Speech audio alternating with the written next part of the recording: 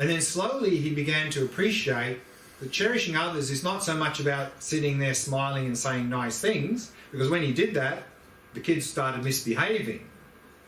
But cherishing others, of course, means helping others, benefiting others. So if others are behaving in a bad way, to cherish them means to help them to overcome that negative behaviour.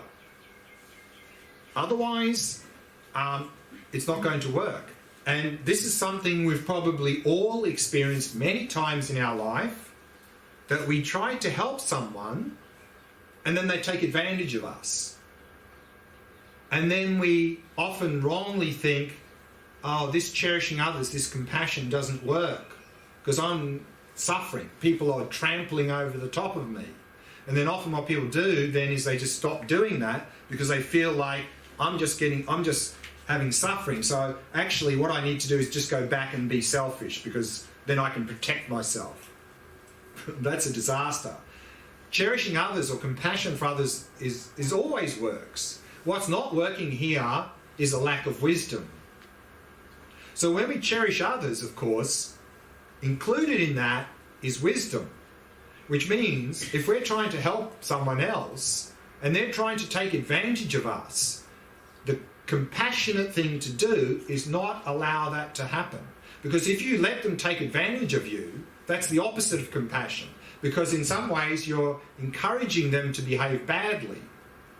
So if someone's trying to take advantage of you, then with wisdom, we must be very firm about that. Of course, don't do cognitive fusion and get angry at them. That doesn't help. But to have compassion for them, but at the same time not tolerate that negative behaviour.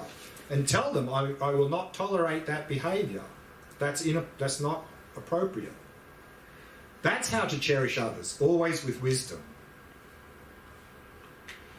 So on the basis of reflecting on the disadvantages of self-cherishing and the advantages of cherishing others, then we'll want to replace the selfish mind with the mind of cherishing others, which leads to the next step.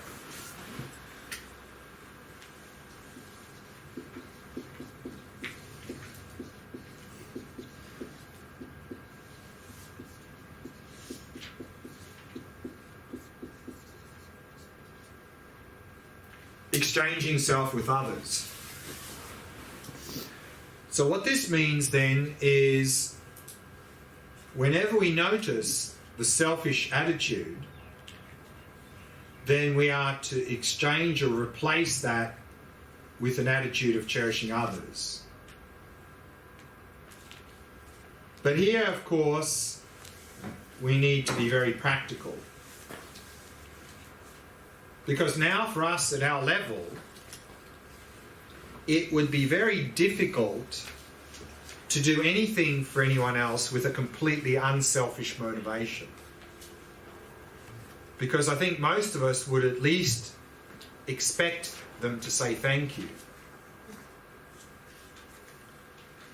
So if we're going to help someone and we notice we have a selfish motivation, maybe we're hoping to get something in return. Maybe we're hoping that they will think we're someone special or something like this. If we stop ourselves from helping others because we have a selfish motivation, I think we're never going to begin to help anyone. So rather, in a practical way, what to do here as a beginner is if we notice a selfish motivation when we're trying to help others, try to reduce that as much as possible and still do that good act. Otherwise, I think we're never going to begin.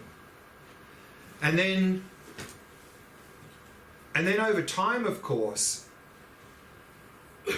what we're going to notice is that the joy of simply giving or helping will far outweigh the joy of hoping to get anything in return.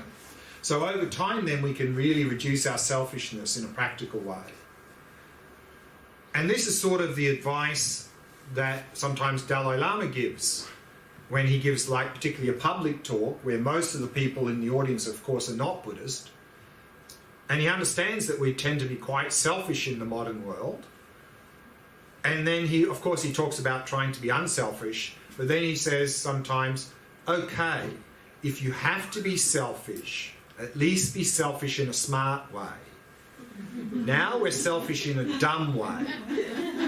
And the dumb way in which we're selfish now is we harm others in the pursuit of our happiness. That's dumb selfishness, because they're just going to harm us back.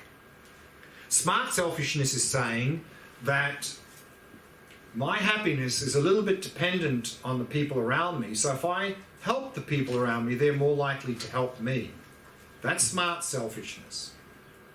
And if we start there, that's already an improvement than harming people around us. And then if we even do that, help them with a little bit of a selfish motivation, that's better than not helping at all. And then over time, we'll find that that motivation will be more about helping them for their sake than our sake.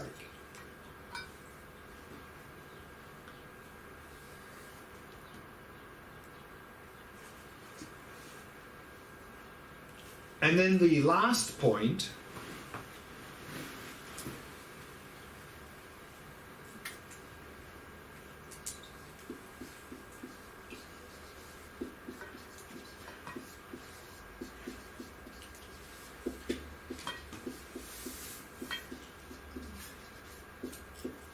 the fifth step is a meditation practice called Tomlin, which is a Tibetan word which literally means giving and taking. And what we're doing in this practice, and we've actually done the two halves of this meditation already when we did the loving kindness and the compassion practices the other day, is in this practice we imagine taking on the sufferings of others and we imagine giving our happiness away to them. And this is a very powerful practice to really reduce selfishness and increase the mind of cherishing others. Or in other words, to reduce our attachment and aversion and to increase loving kindness and compassion. Because the last thing the selfish mind would want to do would be to take on any suffering from anybody. And the last thing that the selfish mind would want to do would be to give away any happiness to anyone. So by imagining doing that, that really reduces a lot the selfish mind and increases the mind of cherishing others. And this Tomlin practice, like the loving kindness and compassion, it's recommended that we practice this in stages. Again, in the text, traditionally you would start with friend because it's most easy, expand out to people we don't know very well once we're comfortable there, expand out to people, difficult people, and then eventually to all living beings.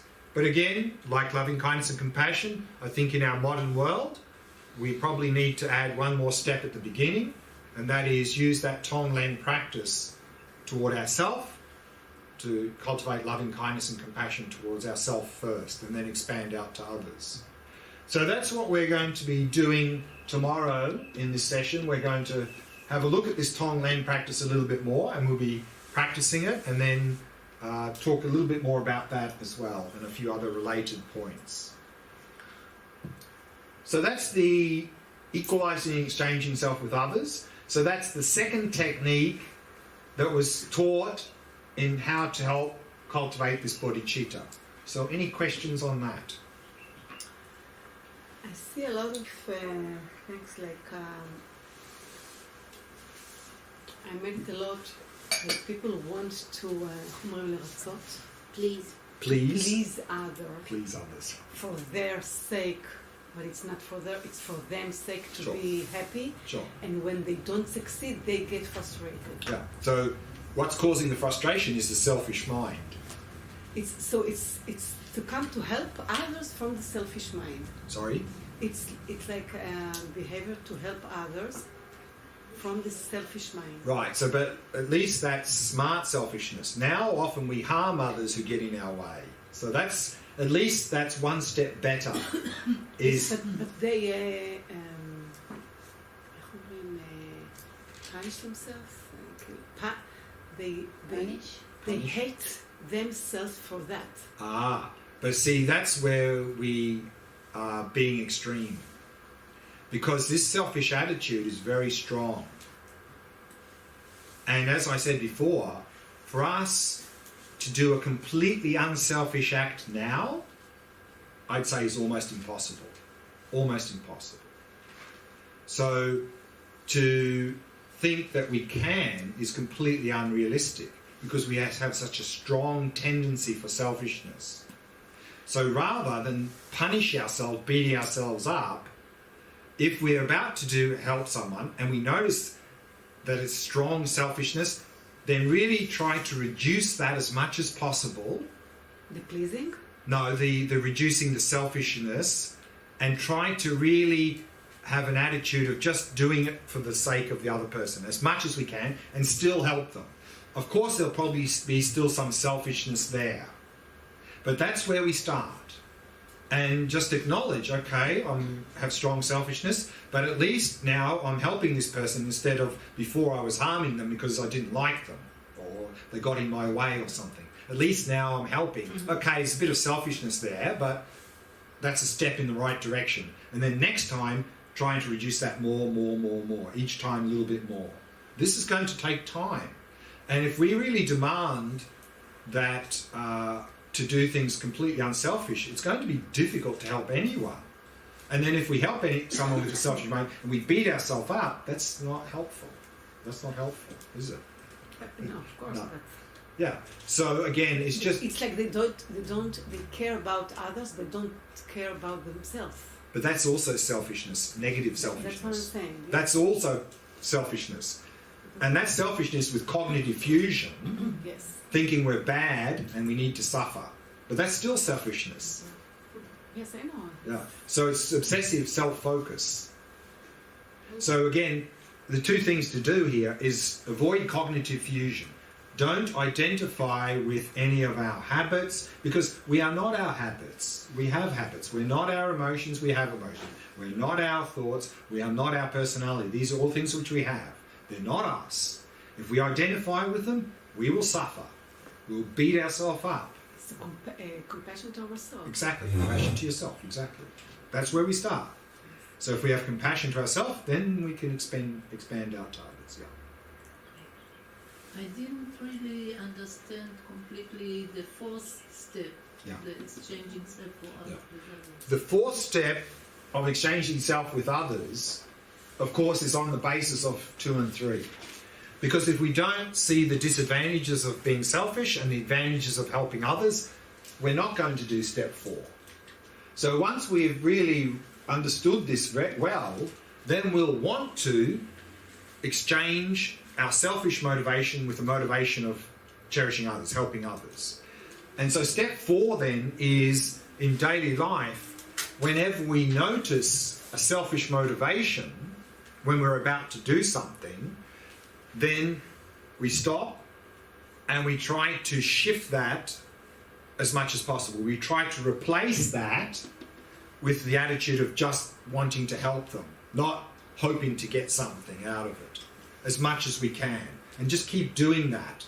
And the more we do that, you'll find over time the amount of selfishness in helping others will go down. And eventually we'll only be doing things to help them, and we're not hoping to get anything Not in charging return. money. We're not charging money yet. Not charging anything. Question about how does it work within like a family circle? Right. Let's say you're very giving, you think that you're not selfish towards your family. You just sort of like include them in your selfishness, and you encourage them to be selfish for the family because you see them as part of yourself. The family itself exists in society as a kind of unit. Sure. So on the one hand, you're not being selfish. On the other hand, you're maybe being ultra selfish. What's the situation? And often here the Dalai Lama talks about biological compassion. Exactly this. And what he's suggesting is that we just keep expanding that out. That everyone on this planet is our family. Because everything's interdependent. And to have this idea that my family unit is some independent entity that I need to look after and I don't care about anyone else, that's not going to work because everything's interdependent. So if you really want to take care of your family well, you need to take care of everyone. Then that will work. Only then. So we just need to keep expanding that out. of course, what we're not saying is we need to spend the same amount of time with everyone or anything like that. We just need to have that attitude of wishing everyone to be free of suffering and to have happiness. And on that point of cherishing others is, and this is another place where people fall down, is they often feel like if I do anything for myself, I'm being selfish. And then they allow themselves to get physically and mentally run down. That is not selfishness, that's a lack of wisdom. Because if we really want to help others, we need to look after ourselves. How else are we going to help others? So that is part of helping others, is to look after ourselves. So we need to make time and space to rest, to develop ourselves and so forth. So there's nothing selfish with that at all. So we need to do that. So we shouldn't feel like I'm being selfish if I'm not helping this person today because I'm really tired, I need to rest. That's not selfishness. That's being smart. That's wisdom.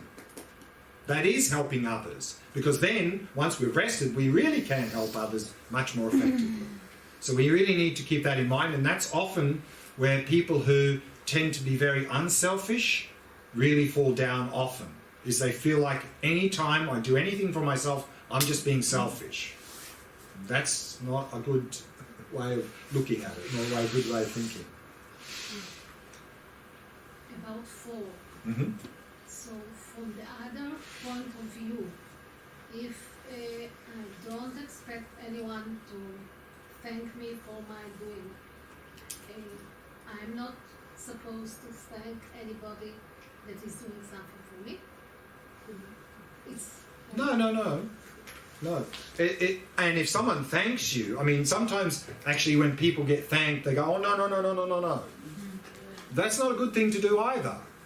If someone thanks you, you say, yes, okay, thank you very much for saying that kind word to me.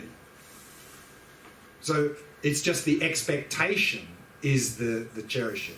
If they do that, then be happy and say, okay, thank you for acknowledging that. Thank you.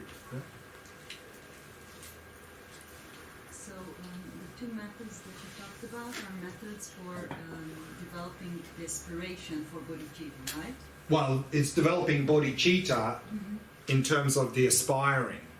So what about the second bodhicitta? Well, because once we have this aspiring, then we'll go, okay, what do I need to do now to achieve that goal? And then we practice these 6 perfections. So then that's engaging bodhicitta. So I'm a bit conflicted because I'm thinking, also when we did empathetic joy, I have this one example for myself for something that I thought was very kind to do. But I did have resentment towards others for not participating or not sharing the burden of the efforts towards the person in need.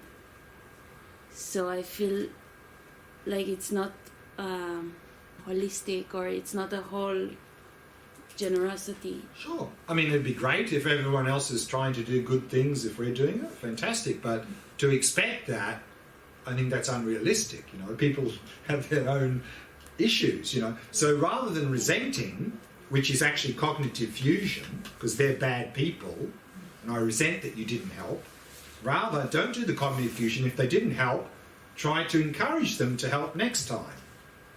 Because resentment just makes you feel bad, doesn't it? Yeah. Is it somehow helping them to be better next time by you resenting? They feel guilty. Yeah, and or feeling, ashamed in a way. yeah. So again, if we resent them, we're probably going to be attacking them more than trying to explain to them how generosity would be actually a good thing to do. Yeah. Right? So rather than doing the cognitive fusion with respect to them, just see that, you know, there's a person and they have their own issues, and then just try to explain to them or help them to maybe next time be more generous, that would be useful for everyone. So resentment, one, it just causes you suffering, and two, it doesn't really usually lead to any improvement in the other person. In fact, it could lead to the person reacting against you because you're sort of a little bit attacking them for not being a good person. Whereas if you don't do the resentment, you can still feel okay and you can use compassion to try and help that person. So much better outcome from both sides. Can we guarantee that they're going to improve? Of course not. I mean, we can't make people do things. And if we have that expectation, we're just going to get frustrated. All we can do is help them as best we can. That's all we can do. We can't do more than that.